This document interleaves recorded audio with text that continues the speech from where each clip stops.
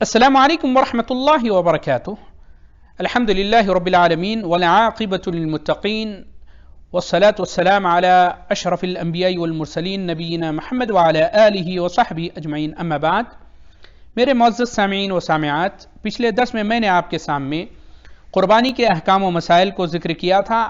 آج اس درس میں قربانی کے جو بعض آداب ہیں اس کو ذکر کروں گا۔ یہ وہ آداب ہیں جو حلال کرنے کے لیے تو شرط نہیں ہے، بلکہ اس کے بغیر بھی جانور حلال ہو جاتا ہے، لیکن قربانی کرنے والے کو ان آداب کا خیال رکھنا چاہیے۔ پہلا یہ ہے کہ جانور کو ذبح کرتے وقت قبلہ رخ کرنا چاہیے، یہ بہتر ہے۔ دوسرا یہ کہ تیز دھار آلے سے زور اور تیزی سے ذبح کرنا چاہیے۔ بعض کے نزدیک یہ واجب آداب میں سے ہیں، کیونکہ نبی کریم صلی اللہ علیہ وسلم نے ارشاد فرمایا، صحیح مسلم میں یہ حدیث موجود ہے جس کا ترجمہ یہ ہے کہ اللہ تعالیٰ نے ہر چیز پر احسان لکھ دیا ہے۔ جب تم قتل کرو تو اچھی طرح قتل کرو، جب تم ذبح کرو تو اچھی طرح ذبح کرو۔ اور چھری کو تم میں کا ایک کیا ہے، چھری کو اچھی طرح تیز کر لے اور اپنے جانور کو سکون دے۔ محترم سامعین، تیسرے جو آداب وہ یہ ہے کہ اونٹ کو نہر کرنا چاہیے اور دوسرے جانوروں کو ذبح کرنا چاہیے۔ نہر کیا ہے؟ اونٹ کو بایاں پاؤں اس کا باندھ کر کھڑا کر دے، پھر اس کو نہر کرنا چاہیے۔ اگر یہ مشکل ہو، نہر یعنی اس کو ایک ذبح کرنے کا ایک انداز ہے جو اونٹ کے لیے خاص ہے، اگر ایسا کرنا مشکل ہو تو بٹھا کر نہر کرے اور دوسرے جانور کو بائیں پہلو پر لٹا کر ذبح کرے۔ اگر بائیں پہلو پر لٹا کر ذبح کرنا مشکل ہو تو دائیں پہلو پر لٹا کر ذبح کرے۔ اگر ممکن ہو تو جانور کے لیے سکون جو ہے، جانور کو اس طریقے سے سکون دے، جانور کے گردن پر یعنی پاؤں کو جانور کے گردن پر رکھنا مسنون ہے تاکہ گرفت مضبوط اور اچھی طریقے سے ہو۔ جانور پر بیٹھنے اور اس کی ٹانگوں کو پکڑنے کا سنت میں کوئی ثبوت موجود نہیں ہے۔ بعض علماء نے ٹانگیں نہ پکڑنے کے فوائد میں ذکر کیا ہے کہ جانور کے ٹانگیں مارنے اور حرکت کرنے سے خون اچھی طرح بہہ جاتا ہے۔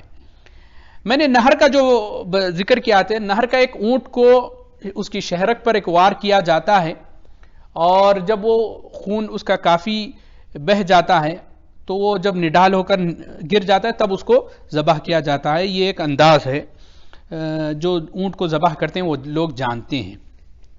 چوتھا ادب یہ ہے کہ رگوں کے ساتھ حلق اور سانس والی نالی کو بھی کاٹنا چاہیے۔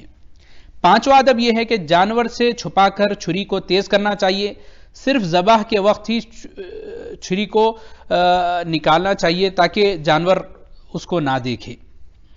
چھٹی چیز یہ ہے کہ دعا پڑھنی چاہیے، جو ہے ادب بسم اللہ کے بعد اللہ اکبر کہنا چاہیے۔ بسم اللہ تو کہنا ہی چاہیے۔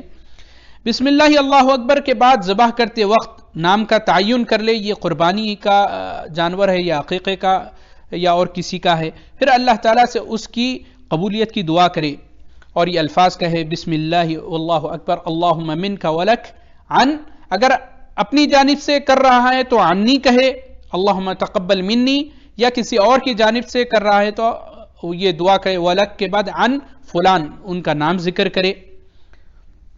اس کا معنی یہ ہے کہ اللہ کے نام کے ساتھ ذبح کر رہا ہوں اور وہ اللہ بہت بڑا ہے، اور اے اللہ یہ تیرا ہی عطا کردہ ہے اور تیرے ہی نام پر اپنی طرف سے پیش کر رہا ہوں، تو اسے قبول فرما۔ اور جیسا کہ میں نے ذکر کیا تھا، اگر دوسرے کی جانب سے ہے تو دوسرے کا نام لے۔ یہ تھے بعض آداب۔ اب قربانی کرتے وقت جو چیزیں مکروہ ہیں، نہیں کرنا چاہیے، وہ کیا ہیں جن کا خیال ہم کو خاص رکھنا چاہیے، ان چیزوں سے بچنا چاہیے کہ کند چھری کا استعمال کریں، ایسا نہیں ہونا چاہیے، بلکہ ایک قول کے مطابق ایسا کرنا حرام ہے، یعنی چھری ہمیشہ تیز ہونی چاہیے۔ دوسرے جو مکروہ کام ہیں جن کو بچنا چاہیے، جانور کے سامنے چھری کو تیز کرنا، ایک جانور کو ذبح کرے تو دوسرا جانور ایسا دیکھ رہا ہو اس طریقے سے ذبح کرنا، یہ بھی مکروہ ہے۔ جانور کو ذبح کرتے ہی روح نکالنے سے پہلے اس کی گردن توڑ دینا یا کھال اتارنا یا اس کے کسی عضو کو کاٹنا جو اس کو تکلیف دہ ہو، ایسا کرنا درست نہیں ہے۔ ایک قول کے مطابق ایسا کرنا حرام ہے، اور یہی صحیح قول ہے جس کو شیخ محمد بن صالح العثیمین رحمہ اللہ نے اپنی کتاب احکام الاضحیہ والزکوٰۃ میں ذکر کیا ہے۔ یہاں ایک سوال ہمیشہ پوچھتے ہیں لوگ کہ قربانی کے گوشت کی تقسیم کس طریقے سے ہونی چاہیے۔ اس سلسلے میں ہم کو نبی کریم صلی اللہ علیہ وسلم کی طرف سے رہنمائی ملتی ہے۔ نبی کریم صلی اللہ علیہ وسلم نے قربانی کے گوشت کے مصرف میں سلمہ ابن اکوع رضی اللہ تعالیٰ عنہ سے صحیح بخاری میں ایک حدیث ملتی ہے، نبی کریم صلی اللہ علیہ وسلم نے فرمایا قربانی کا گوشت کھاؤ، کھلاؤ اور ذخیرہ کرو۔ ایک سال نبی کریم صلی اللہ علیہ وسلم کے زمانے میں غذائی قلت کی وجہ سے آپ صلی اللہ علیہ وسلم نے ذخیرہ کرنے سے منع بھی فرمایا تھا، بعد میں اس کی اجازت دے دی تھی۔ اس حدیث میں قربانی کے گوشت کے 3 مصرف بتائے ہیں، مگر اس کی تعیین نہیں ہوئی، لیکن عبداللہ ابن مسعود اور عبداللہ ابن عمر رضی اللہ تعالی عنہما سے ثابت ہے کہ قربانی کے 3 حصے کیے جائیں، ایک حصہ اپنے لیے، دوسرا اپنے رشتہ داروں کے لیے اور تیسرا حصہ مساکین کے لیے۔ ابن قدامہ رحمہ اللہ نے اپنی کتاب مغنی میں دونوں صحابیوں کے قول کو نقل کرنے کے بعد فرماتے ہیں کہ ہمارے پاس عبداللہ ابن عباس رضی اللہ تعالی عنہ کی روایت بھی ہے، جس میں نبی کریم صلی اللہ علیہ وسلم نے قربانی کا وصف بیان کرتے ہوئے آپ صلی اللہ علیہ وسلم کی ایک حصہ اپنے گھر والوں کے لیے رکھتے تھے، دوسرا فقراء اور ہمسایوں میں تقسیم کر دیا کرتے تھے اور تیسرا حصہ مانگنے والوں پر تقسیم کرتے تھے۔ چونکہ عبداللہ ابن مسعود، عبداللہ ابن عمر رضی اللہ تعالی عنہما کے قول کی مخالفت کسی صحابی سے نہیں ملتی، اس وجہ سے صحابہ کرام رضوان اللہ تعالی علیہم اجمعین کا اس تقسیم پر اجماع شمار کیا جائے گا۔ محترم سامعین، قربانی کے کسی چیز کو بھی بیچنا حرام ہے، خواہ وہ گوشت ہو، چربی ہو، چمڑا ہو، سرے پائے ہوں، اور نہ خسائی کو اس کی اجرت میں کوئی چیز دینی چاہیے، کیونکہ یہ بیچنے کے مترادف ہے۔ دوسری چیز یہ ہے کہ قربانی کا گوشت کسی کو بھی دیا جا سکتا ہے، اپنا معاہد جو ہے، جو یا قیدی کافر ہو، یا قرابت داری ہے، فقیر ہے، یا تالیف قلب کے لیے کسی غیر مسلم کو یا ہمسایہ ہونے کی وجہ سے دینا، یہ تمام چیز جائز ہے۔ فتاوی لجنہ دائمہ میں اس کی ہم کو اس بارے میں فتویٰ ملتا ہے۔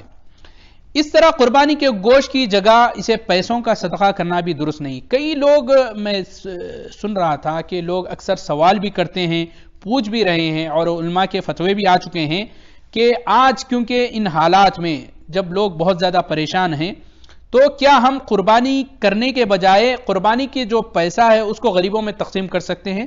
تو ایسا کرنا درست نہیں ہے، درست نہیں ہے۔ محترم سامعین، یہ تھے چند مسائل اور چند آداب، چند شرائط میں آپ کے سامنے مختصر طور پر پھر آپ کے سامنے رکھ دوں کہ قربانی جو ہے وہ 10 ذی الحجہ کو عید الاضحیٰ کی نماز کے بعد سے لے کر 13 ذی الحجہ کے سورج غروب ہونے سے پہلے تک کسی بھی وقت کیا جا سکتا ہے۔ پہلے دن کی قربانی زیادہ افضل ہے اور رات کے وقت بھی قربانی کی جا سکتی ہے، اور عورت بھی قربانی کا جانور ذبح کر سکتی ہے، اس میں کوئی ممانعت نہیں ہے۔